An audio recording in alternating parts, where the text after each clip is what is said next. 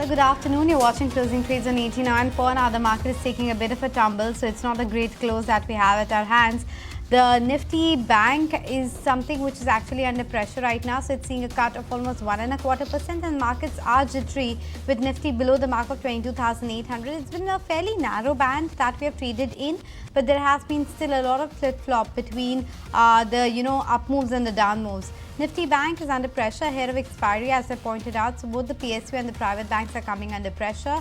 For the series, that is the May series so far, we have seen a gain of almost 0.9% for both Nifty as well as Nifty Bank, and this is the fourth straight month of gains coming in for these indices. So interesting to watch how the Nifty Bank expiry plays out today, and for the Nifty, of course, tomorrow. From the broader markets, watching out for small caps because they are staging a mild outperformance, and I say a mild outperformance because it's just a smidge of green on small caps, while the mid cap and the large cap indices are in the red right now. Despite the positive news coming in of the S&P raising the outlook to positive versus stable, there has been not a big move as far as Bank Nifty is concerned, though of course the 10-year yield had seen a brief move, but overall not a very sharp recovery despite that positive news regarding the S&P raising the entire outlook. We could have brought in some of those graphics for you up on the screen. So the rating reaffirmed at BBB minus, but the outlook has been revised to positive. But yeah, I think it just clearly is a still very stock-specific market and the moves on the individual names. Oh, it sure is, but just one point on how the globe has been, because we are not alone in the weakness today. It's pretty much global in nature. I mean, to be fair, we had a weak handover from both the Dow as well as the S&P as well overnight. And look how Asia's actually closed the day. It's been far worse than what our markets are seeing. Hong Kong has had a tumble of nearly 350 points. That's a good 2% in the red. Kospi is down 1.6%. Japan is well lower by almost 1%. And even periphery markets like, Australia were down about almost 1.5%. Europe as well, by the way, has started off in the red. So it's a bit of a red day across the globe pretty much. 0.5% down for CAC, 0.5% down for DAX as well. Even broader markets like FTSE MIB as well are down about almost 175 points, and that's a good 0.5% dip. So a 0.6% dip for us. In such a big event week, with Saturday being the opinion polls and then Tuesday the final outcome of the elections, I wouldn't say is all that bad. But does it really change the texture for the day, for the markets? We've got Siddharth Khemka joining in on the show right now, Kunal Bothra as well on the show, and we have Osha Krishnan too joining in on the technicals. Gentlemen, hi, afternoon to all of you. Kunal, how are you reading into this 150-point dip on the index? Well, I think, most of the points which you highlighted, for example, the carry forward sentiment across the globe, I think that's the bigger concern for the markets right now. And after this, 1% to 2% downtick broadly for many of the emerging markets, after that kind of a handover, I think if we are 0.5% to 0.1, 0.6% odd negative for the indices, it will still be considered as a day of consolidation. The only change of pattern today which we're seeing is many of the large cap private sector banking names are at the receiving end, and the likes of ICICI Bank, specifically the stock breaking below the 1100 mark, which was a key technical short-term support for the stock over the near term. I think and Reliance Industries, of course, coming back to the previous swing lows of 2900. So that's the only change of pattern as such which we can sense for the markets. But 22,700 remains to be a key short-term support. We highlighted this yesterday and today morning also. We've managed to bounce or at least protect those levels on an intraday basis for the Nifty spot. So we'll just hope and expect that over the next half an hour or so, the Nifty holds on to the 22,700 levels. Okay, point taken. Let me take it across to Osho as well, who's joining us on the show. Osho, what do you think? What about the Bank Nifty? There was a bit of a possibility of a recovery in that. Earlier we were talking about a bit of an outperformance, but that's clearly fizzled out today. Where do you see it headed on the expiry day now? Very good afternoon to all the panel members. Well, coming to Bank Nifty, we have seen a very strong move in the last 2 to 3 couple of trading sessions. So today being the monthly expiry, some cool off or some profit booking was expected because majority long unwinding can be seen in Bank Nifty. So I was expecting a dip, but it has been a heavy dip than what was expected. But near about looking at the overall trend, 48,600, 48,650 still has room. So I'm expecting that Bank Nifty should expire near about 600 odd levels, while on the lower end, the support still lies around 48,400 odd levels on spot levels. So any dip towards 48,400 that will be auguring well for the buyers for the timing, but stay sidelines from Bank Nifty, because there can be some kind of struggle or challenges that can be seen because of the overall momentum that we are witnessing in the market. Right, okay. Siddharth, hi, afternoon. Let me get you in on the show as well. What do you think we're headed in for? A sell on news kind of market, 4th June, and you think a market which is already sort of easing off, does it have a chance to go up, or you think it'll be down? Aisha, so I think there are very possible scenarios and outcomes, and based on that, the market could react. And there is a lot of talks and a lot of reports that are now being floated around with respect to how market would react to the number that the BJP kind of garners. So anything between that 310, 320 would be a scenario where I would believe that it is a news or event that is already discounted for, and we could see some partial profit booking after that. But if BJP manages on its own something like a 340, 350, that will definitely enthusiast the market to some extent. And overall, what we are expecting is that barring few days of volatility, market focus will return to fundamentals. And if you look at both on the macro as well as on the micro front, India stands pretty confidently with the 6.5 plus % growth expected for the next 2 years, and 16 to 18% corporate earnings growth again for the next 2 years. So I think with the both macros as well as micros in place, even Nifty valuations are not that uncomfortable at 20 times 1 year forward. We believe there could be a significant room for upside, given that A, the political continuity will happen, B, good monsoon has been forecasted for this year, and then C, there will be an interest rate cut cycle which will start later toward the later part of this year, and all these would continue to support the corporate earnings. So we remain constructive, although near term, based on the number that will come on 4th, there could be a volatility in the near term. I just wanted to highlight the stock of Samvardhana Motherson because that stock is reacting to the earnings. The numbers I think have just hit the exchanges, and for now there is a bit of a reaction on the stock. So Samil has actually seen a vertical move right now. Even Heidelberg's numbers up for you on the screen. There also there's a decent improvement in profitability and margins. Let's pull up the stock of Heidelberg Cement as well and see whether in the last few minutes there has been a reaction or not. But in the meantime, if I can come to you, Kunal, for Samil as well as Heidelberg Cement, what would be your take on the charts? So I think Motherson Sumi is something interesting, Samil. I think trading at 140 plus levels. So far, the recent price patterns have been very stable for the stock. I think I remember, tracking the stock when it was breaking past about the 105, 109 barrier almost 6-8 months back. And from there on, the stock had gone through a very gradual uptrend. So even at current levels of 140, 143, it looks attractive, for a continuation bet further for the upside. Maybe 153 could be a next set of target for the stock.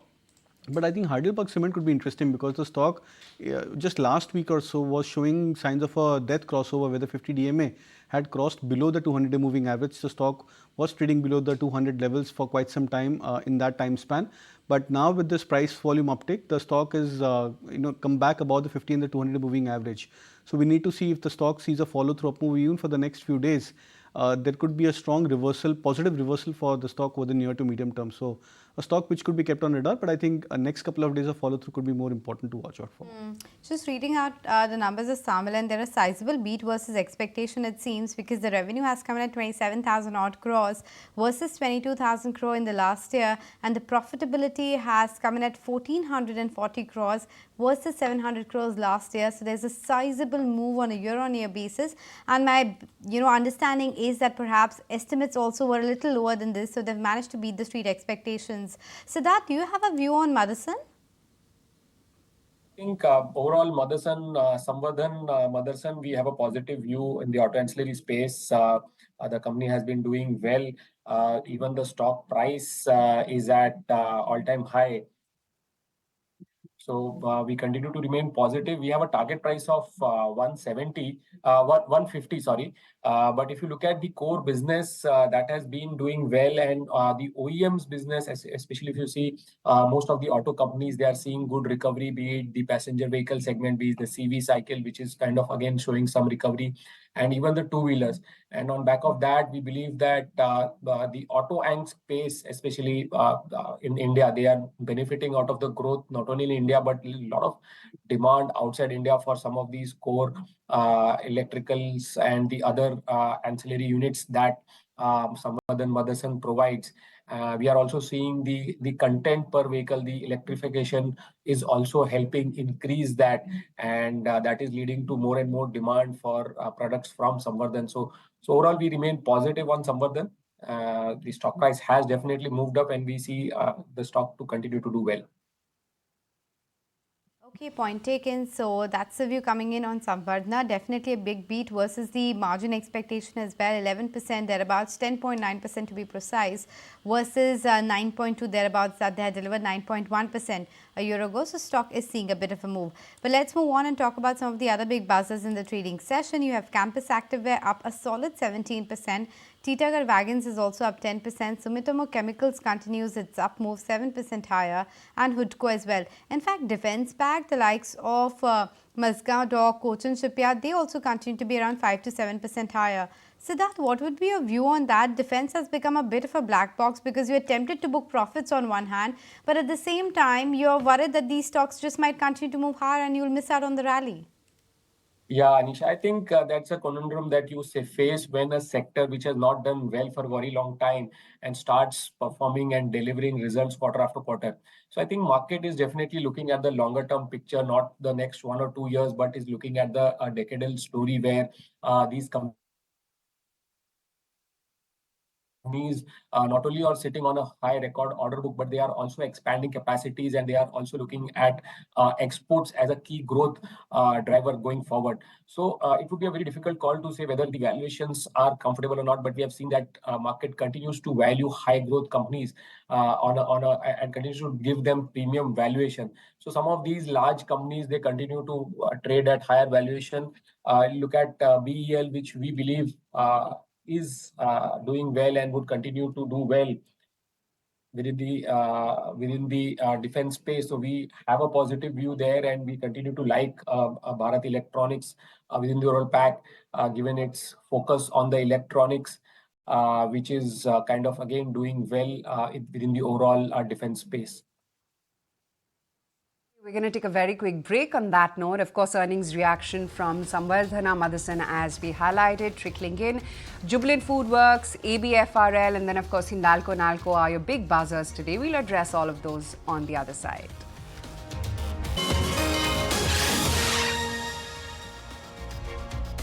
Back with closing trades right here in ET Now. ABFRL, of course, has shot up a good 4%. I don't know what the closest peer trend is up to. That, in any case, has been sitting at an all-time high. We should bring up that intraday graph as well for you. Holding up smartly, a good 1.5%, 46.85 on that stock.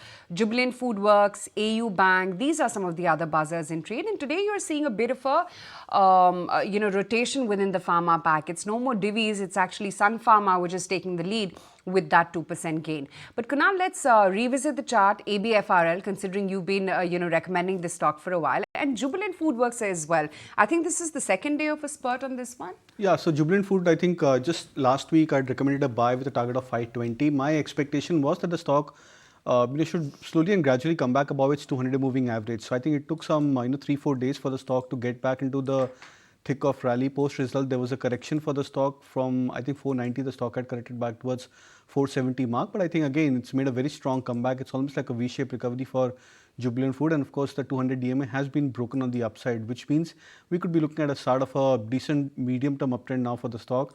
So would look out for higher targets now in the range of 660 to 680 for Jubilant Food. I think traders could look at a further continuation hold from current levels also.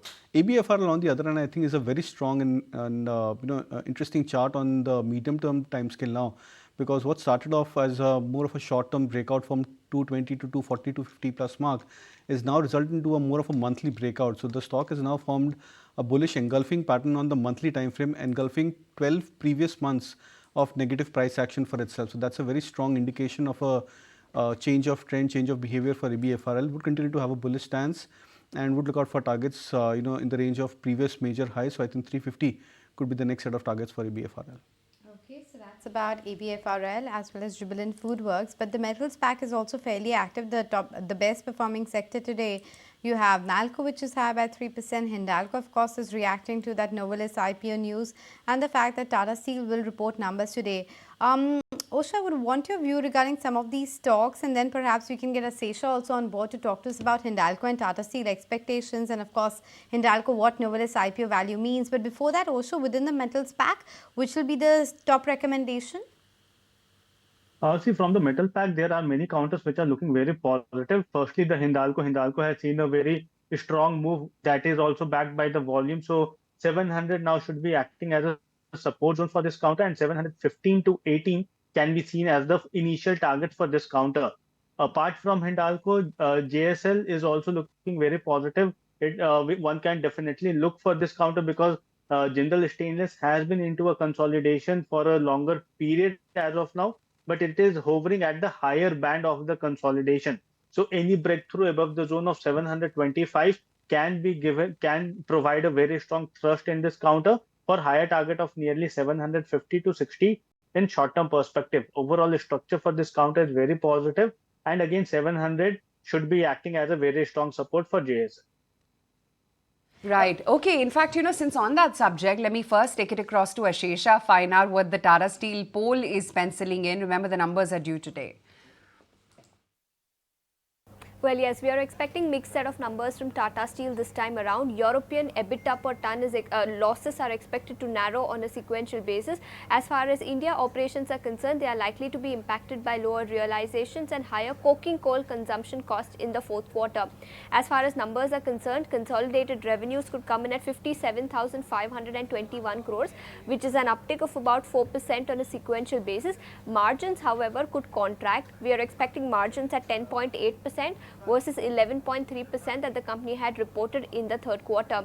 As I mentioned, European operations are expected to report good set of numbers this time around. Volumes that the company has reported saw an uptick of about 7.7% on a sequential basis.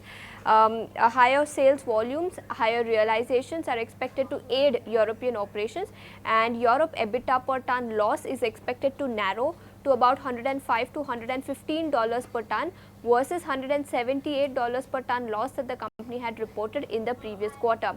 As far as India operations are concerned, volume growth of about 11% is what the company has already reported.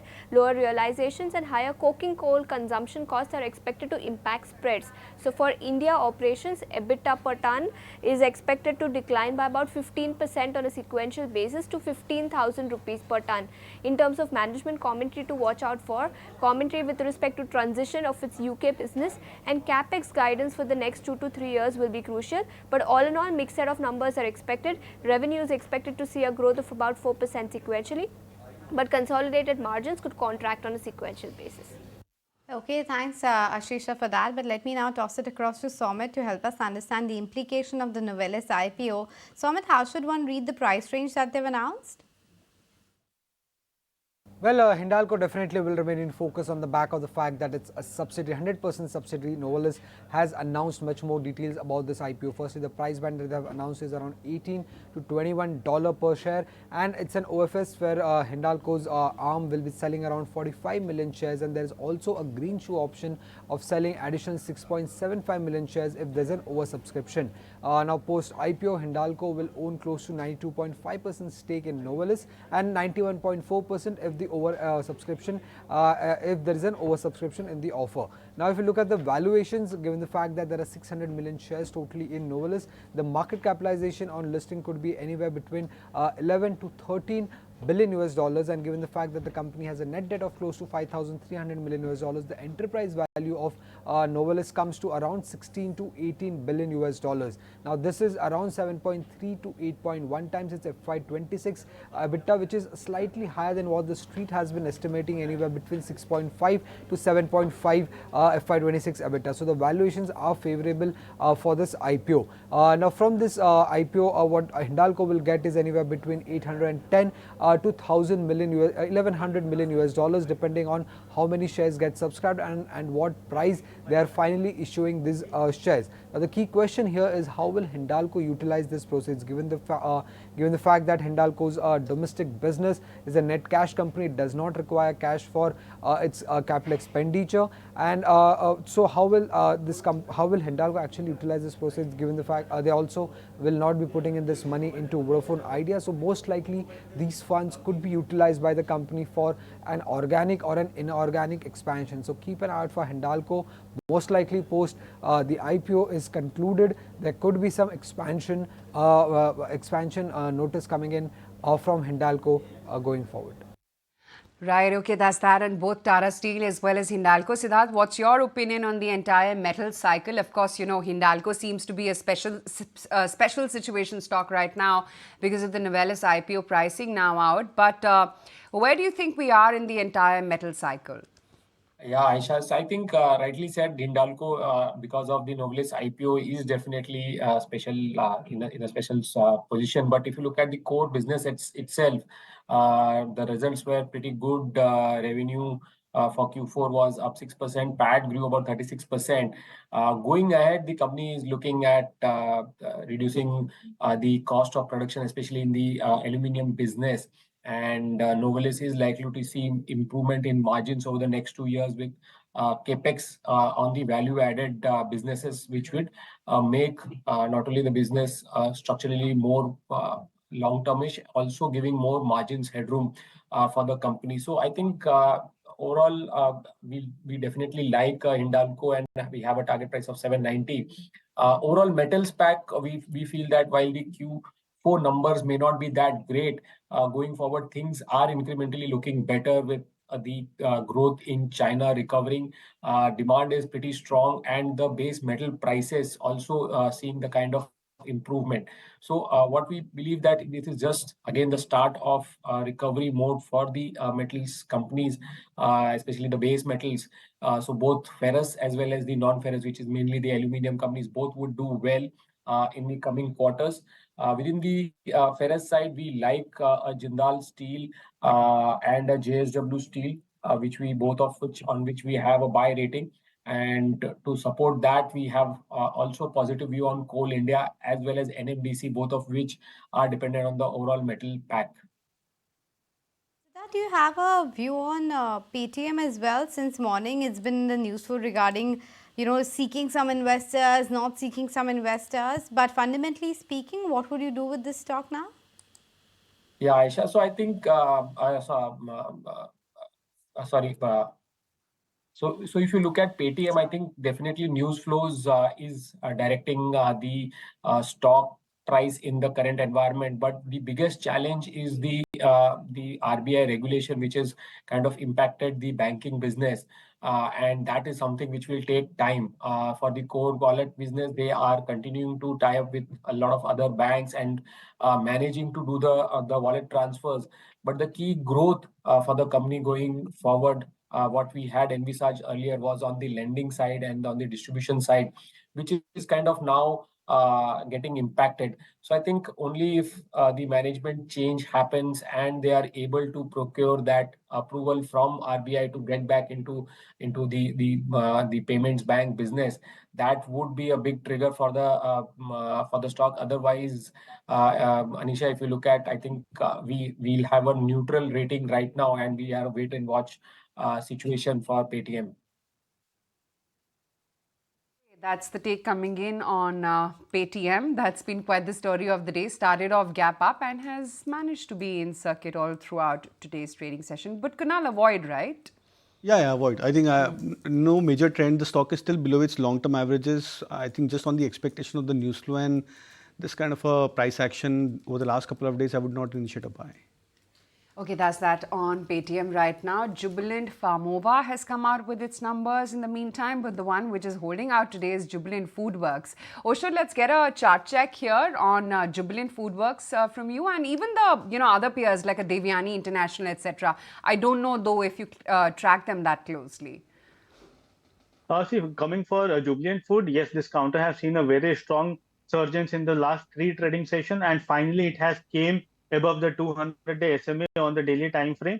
So that can be a relief for this counter for the timing, but looking at the recent development there, it might attract some profit booking also. So 500 should be acting as a support for the time being. And I'm expecting if it consolidates above 500, then in the coming period, there can be some kind of reversal or some kind of traction that can be seen in this counter. So on the higher end, the next immediate resistance is seen around the zone of 530, while the support lies around 500. So this is the immediate trading range for Jubilant Food, and it is expected that dips should be auguring well for the short-term traders. Okay, point taken. So that's a view coming in on Jubilant Foodworks. But Siddharth, on that note, we let you go. Appreciate you making time and speaking with us today. But let's take the closing trade ideas from a technical expert then. Kunal, what's the closing trade idea that you are spotting? So it's Biocon, which I would recommend at current levels. I think it's an interesting chart which is now shaping up. It's almost coming back towards the previous major multi-week closing high. So I think around the 320 plus mark looks very attractive. Okay, and Osho, what about you? See, basically, there are two calls which are looking very positive. First one is GE Shipping. GE Shipping has seen a very strong traction in today's session, and it is approximately around the zone of 1055. So that is one of the counter which I'm recommending a buying on for a target of nearly 1100, and 1020 should be kept as the stop loss. The other counter is Torrent Power. Torrent Power, although was having a very strong movement throughout the day, but in the last 15-20 minutes, the counter have seen some kind of correction and has dipped towards the zone of approximately around 1440. So that is also a very good levels to accumulate this counter. There has been some tweak in the levels because I was recommending it at higher levels around 1450 to 60. But now one can buy this counter at current levels, keeping a stop loss of 1400, and the target that I'm expecting will be of 1480. Okay, point taken. Just wanted to highlight Saparna Motherson as well, because that stock has actually piled on further gains. There's almost a 5% move on that one. Let's pull up the intraday chart on SAMIL and see where it's headed now. And the other one which is reacting to the earnings just hitting the screen is Mazgaon Dock, because that stock has now suddenly shot up 9%. It was trading high by 5%, but the earnings have just come, and that stock too has managed to see a further spike, because all of these defense names have reported a good set of numbers, and I think Mazgaon Dock is also getting added to that list. Kunal, before we head into that break, any word on these Mazgaon Docks, Cochin Shipyard, Garden Reach of the world? So Mazgaon Dock is looking interesting. The price volume breakout again has been confirmed for the stock now today, breaking past about the 3,300 levels. From the other pack, I would believe HL is also something which has now come back into a breakout mode. So I think after 2 days or 3 days of price correction, today the stock has come back about that 5,100 mark. Intraday it was about that 5,100 level. So I think that's also another name which is looking attractive. So I think the entire pack looks quite strong, and as a trading strategy, I think a 200-point dip, for example, into these names like HAL, that's 4% to 5% dip, should be considered as a good buying opportunity. Okay, let's take a very quick break. Then on that note, when we come back, track the last half an hour of trade this afternoon.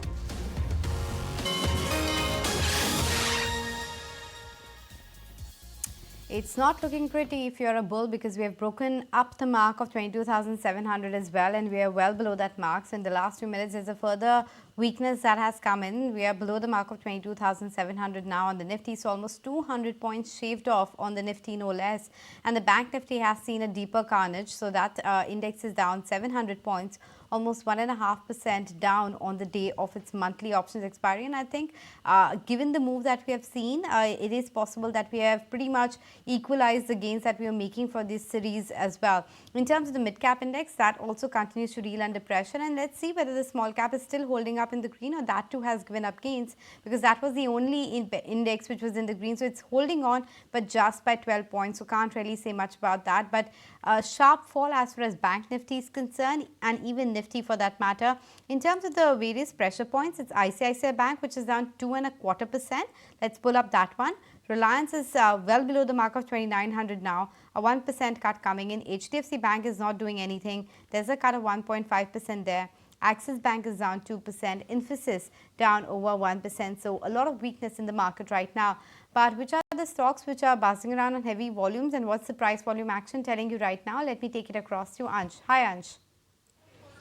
Hi, so Granville Norton will be the first stock in focus because the stock has not just given a breakout from its 6-session consolidation pattern, but it has also given a breakout from its 10-month low resistance trend line. The stock has also touched record high level with volume of over 17 times its average trading volume of last 10 sessions, showing very strong participation in today's move. Apart from this, Suntech Realty will also be in focus as the stock has actually given a breakout from its horizontal resistance zone touching 3-month high, and the breakout is led by volume of over 5 times its average trading volume of last 20 sessions. Titagar is also in focus as the stock was actually hovering within its consolidation pattern from last 7 to 8 sessions, and now it has given a good breakout from this consolidation, and it has also touched record high level today. Jubilant Food is also in focus as the stock has actually given a breakout from its cup and handle chart pattern, and it has touched 3-month high with volume of over 2 times its average trading volume of 10 sessions, showing positivity in the stock. Apart from this breakout stocks, there are high chances of GMR Infra getting into ban list tomorrow. So keep an eye on the stocks. Lots of stocks which are going to be in focus. Let's welcome on board Dipan Mehta as well and find out what he's making of the market right now. Dipan, hi, afternoon. Just wondering what should be the strategy ahead of not just June 1st, but the big one, June 4th. Do nothing, you would think? Yeah, good morning, and thank you for having me on your show. I think absolutely be as light as possible, curtail all trading positions, options, futures, everything. Just enjoy the election result and watch all your news channels giving all their comments on what has gone right and what has gone wrong. I think it's best to be relatively light and in cash. The risk return doesn't really favor you. Even if it's a spectacularly good result, you will have opportunities to buy. But if it is a bad Lok Sabha result outcome, you won't get a chance to sell. That I'm certain about. So I just want to go very light into these election seasons. And any positions I'm not sure about, any investments I'm not completely confident about. And now that the earnings season is over and done with, we have a fair greater clarity on the prospects of all the companies. So from that point of view, I think it's better to be cautious. And if the results are good, then you will have the whole year to profit. But if it's bad, exit will be very difficult. So what's been your analysis of the earnings season? Because, I mean, eventually it all is going to boil down to earnings and growth, right? I mean, election is going to be maximum a week or a month-long affair. But what's been your reading from earnings? Where is it that you still find value and growth both on the table? No, I'm not going to answer where I find value and growth just now. We are being cautious, and I come every week. So after the elections are over, we'll see where the market settles, and I'll be more than happy to tell you where there is value and where there is growth. But right now, about the first part of your question about how the earnings season has gone, I think it's been extremely mixed. It's been largely disappointing for all the structural growth stories, the consumption stocks, the concept stocks, retail, entertainment, hospitality, hotels. By and large, those have been a bit disappointing. What has done well is the capex. All capital goods related stocks are done well, be it in defense, be it in railways, be it in infrastructure. That's what has done well. Certain cyclicals and industrials have done pretty well. Wires and cables have done well. So there are a few pockets where we have seen results coming better than what Street was expecting. And order book positions also are looking good over there. But these stocks also have run up. They have been so for the last year or so. And they're pretty fairly valued, I would say slightly overvalued also, considering that essentially these are cyclical businesses. And there could always be a down cycle in the capex, there could be a down cycle in the economy, and that certainly will impact their earnings significantly. So in one way, I have to try to sum up the the earnings result, is that it's been disappointing for a lot of blue chip structural growth stories. And it's been positive for a lot of cyclicals and industrials. But over there also, the valuation at which these cyclicals and industrials are trading at are at overvaluation or fair valuation range. And talking about one such cyclical sector which has managed to outperform per se the street expectation has been chemicals and parts. For today, of course, Deepak Fertilizer is reacting to its good numbers, so that stock is trending higher. And Sumitomo Chemicals, since its earnings, that stock also has seen a bit of a re-rating. Osho, what's your view on some of these chemical names? Anything that you would recommend as a buy? See, from chemical counters, most of the counters have seen a good traction in the recent period. As you have mentioned, Deepak Fertilizers just came out of the result, and after that, the counter have seen a good traction in the buying perspective. So I'm expecting that this can attract buyers. But again, looking at the overall trend in the market, one should better not be very much aggressive for coming two trading sessions. After that, one can definitely find ample amount of opportunities in the market to get hold of many of the counters. But from chemical specialty, Deepak Nitrite, Coromandel, these two counters are looking very positive to me. And even Navin Fluorine is one of the counter which has not performed very well in the recent period, but it is expected to have a very strong reversal in the from short to medium term time frame. So these counters one can definitely keep their eye on.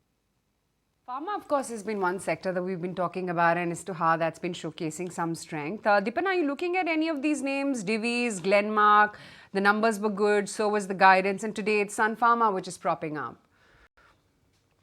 Yeah, I think if I can go back to your earlier question, where do you find value and growth? You can add pharma to it. That sector has shaped up very well, and earnings across the board have come very impressive. In a way, it's a defensive sector. So, if there's a issue at the center, or if there's an economic slowdown in India, this is one sector which will continue to do well. There are some positive structural changes which have taken place in US generic market, where competitive intensity has slightly come off. And I think even the compliance level as far as US FDA is concerned has improved a lot with a lot of Indian pharma companies. Valuations are reasonable. They are growing their market share not only in US but rest of the world as well. And domestic healthcare spends remain structurally very strong.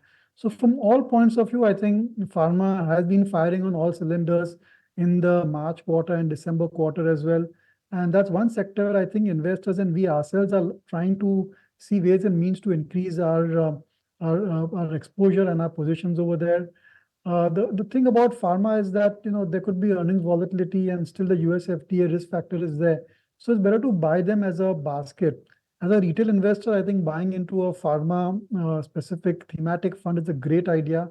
But if you're going to look at investing directly, I think there's good value in stocks like Sun, Lupin, Dr. Reddy's, Zydus, and Torrent. These are the large 4 or 5 large pharma companies with a fair degree of exposure to Indian domestic market and exports as well.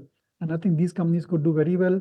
There are a few dark horses as well, smaller companies which we are very positive on, disclosures required over here. So the names which come to mind are Kaplan Point, Ajanta Pharma, and IPCA. IPCA and Ajanta Pharma, I think they can significantly grow their US business. That's where they're focusing on. And Kaplan Point also has got some very interesting approvals in the US market. And their position in the Latin American market is really their USP and offers a significant moat when it comes to generating the growth results going forward.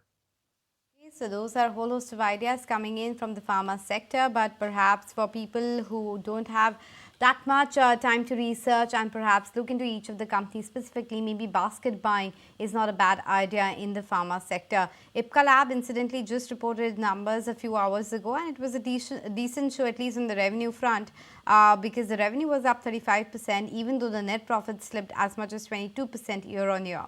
But let me take it across to Shrishti and get a sense as to what should be the expectations from Apollo Hospitals come tomorrow. Shrishti, what are the numbers that Street are expecting? So a decent set is expected from Apollo Hospital this time around, because on a sequential basis we are expecting just the flattish growth for the company, while on a YOY basis there could be a double-digit growth across the numbers. Why so a flattish growth we are expecting? Because on the occupancy level, the ARPOB numbers, we are not expecting a significant jump over there, and that could contribute to the numbers. So firstly, onto the revenue figure, we are expecting 4,907 crores in the top line. EBITDA is expected at 626 crores, and the margins are also expected to be flat sequentially at 12.8%. And lastly, onto the profit figure, 253 crores is what we are expecting. Now looking at the factors at play, then the growth in the ARPOB as well as their healthcare operations could boost the earnings this time around. But other than that, the primary care and the diagnostics is also expected to support the earnings on the back of a better operational performance. If we talk about their hospital business, that is expected to show a growth of 13% on a YY basis, but the hospital margins are expected to be down about about 20 basis points on a sequential basis. The occupancy is also expected to remain flat sequentially at 66% this time around, while the AHLL business is expected to report a 20% growth on a YOY basis.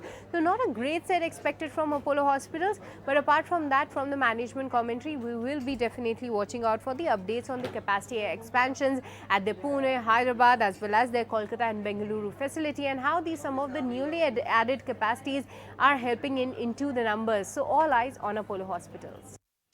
Okay, that's Apollo Hospitals as well as Tata Steel, both slated to come out with their numbers today. But let's get in some BTST trades as well on that note. Osho, what's on your list? See, from BTST perspective, there are two counters which I have already shared. One is Torrent Power and the other one is GE Shipping. So GE Shipping is still looking very positive, and one should definitely try to gauge momentum in this counter. Another counter which is looking positive is General Insurance. GICRE is the script name. It is looking very positive. In the last 4 trading sessions after the breakout, the counter have seen a decent correction and is approximately hovering around the neckline. So from here onwards, there can be a decent up move in this counter. Currently, it is hovering near the zone of 355. And on the higher end, I am expecting just for a BTST target 362. But 380 is the positional target for GICRE. While on the lower end, 342 should be kept as the stop loss.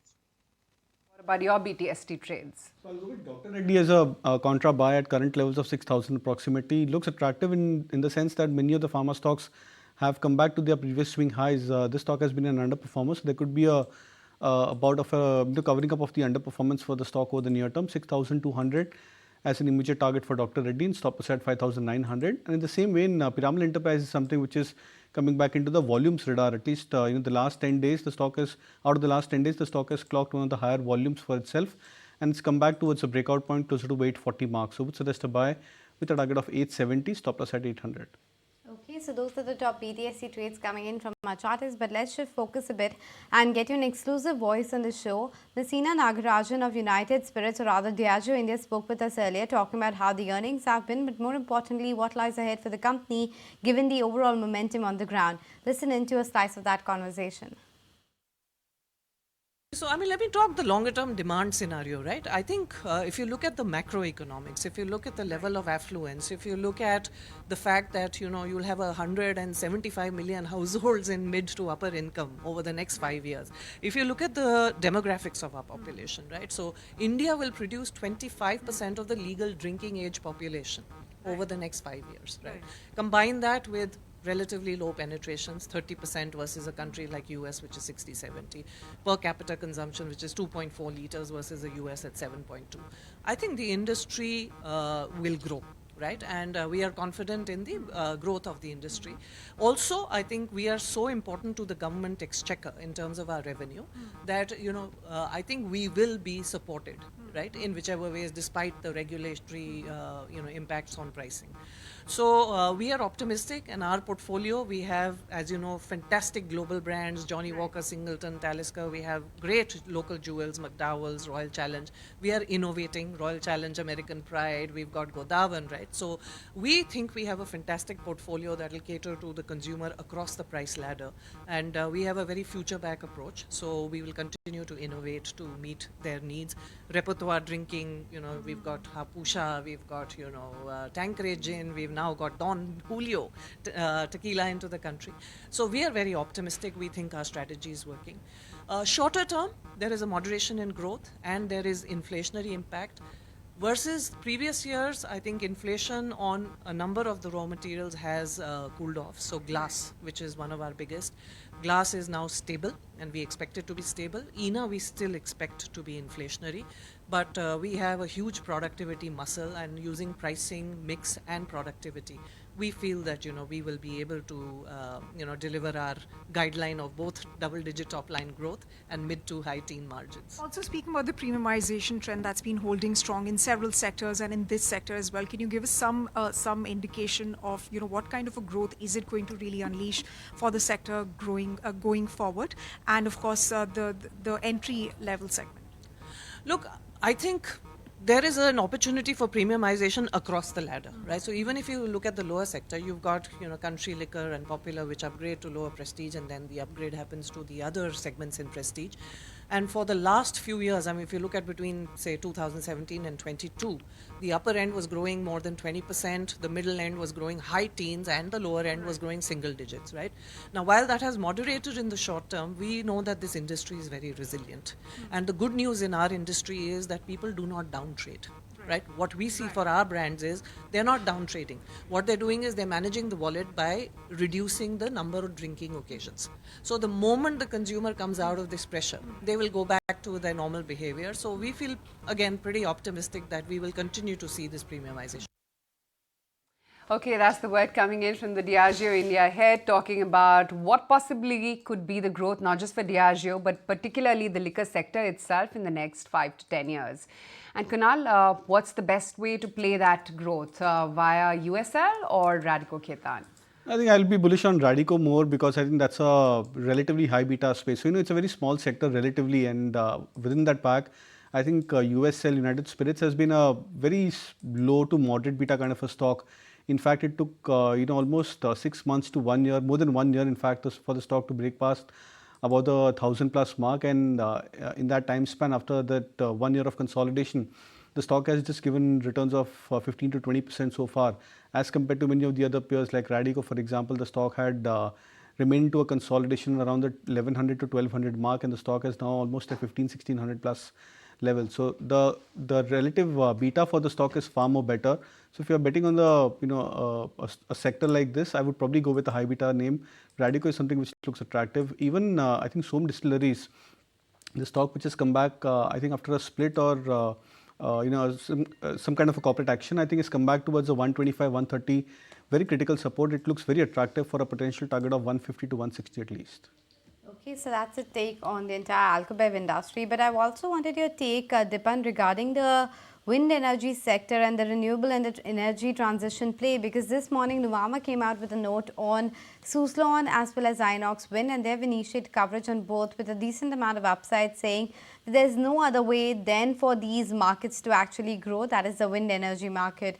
What would be your top bet within the power sector, and if at all you're playing this energy transition theme somehow?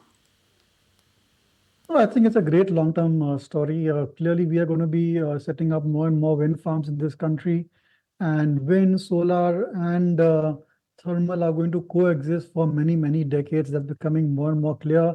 More importantly, I think demand for electricity is moving up very nicely, thanks to urbanization, thanks to increased setting up of data centers, industrial activity, and also overall increased use of appliances. So electricity consumption is gradually growing up in terms of volume, and there's still need for not only setting up new capacity, but replacing existing capacity as well. Within the wind energy itself, I think there's scope for replacement of existing wind farm which was set up maybe 5, 10, 15 years ago as well. So long-term prospects are great. I think both companies, Inox Wind and Suzlon, both listed companies, have a very good future. They are sitting on massive order book position as well. But as I said earlier in the show, I think that the valuations is a bit of a concern area.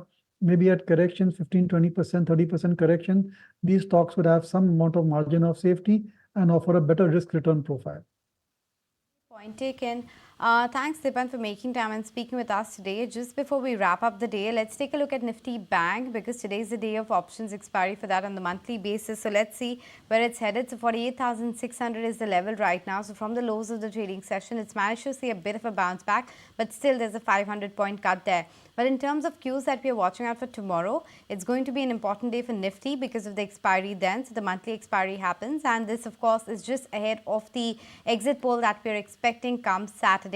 Other than that, the Q4 earnings, we are expecting numbers of Apollo Hospitals plus a whole host of other smaller companies might too come out with earnings. In terms of the IPO action, Office Space Solutions is likely to list today. It saw a great amount of subscription.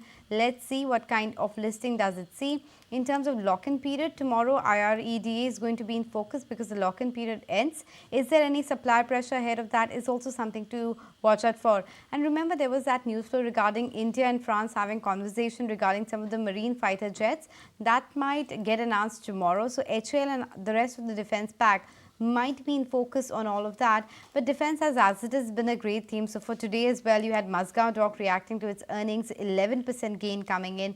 Cochin Shipyard 6% higher. You also have Garden Reach, etc. continue to hold on to gains. In terms of the other stocks which are buzzing around, Campus Activewear 18% higher on account of that solid set of earnings. The stock had been underperforming and not really reporting great set of numbers. This time it did, and clearly getting rewarded by the street. Titagar Wagons was the other one with that 11% gain. Sumitomo Chemicals also managed to go home with a gain of around 9%, and overall this week has been quite strong for Sumitomo Chemicals. EID Parry too, since its earnings, it's been actually chugging along nicely today as well. It sweetened the scene for us with an 8% gain coming in. You also had names like Phenolix Industries, Minda Industries, Puravankara seeing good amount of traction and good volume action on Paytm today, because that stock was clearly in focus on account of the news flow regarding acquisition with certain partners, even though both Adani as well as 197 Communication did come out with clarification that neither party is in talks for selling stake right now or buying stake respectively, but that stock continued to be higher by around 5%.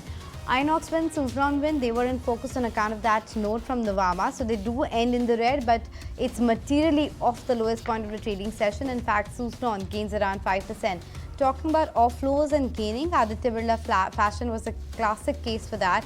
The numbers looked optically weak with that loss coming in closer to 270 crores, but the stock is ending with a gap up of around 5%, so 300 rupees on AB Fashion right now. But even though the advanced decline ratio is still skewed towards declines, and that because the mid-cap index continues to underperform, so there's a 0.4% cut coming in there.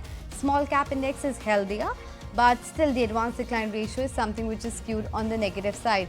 On a closing basis, we are managing to hold on to 22,700, but just marginally, because during the trading session we did slip below that, and Sensex of course has been below 74,500 for most part of the trading session. The Nifty Bank ends at around 48,560. But that's all the time we had on this edition of Closing Trades. Thanks so much for being with us today.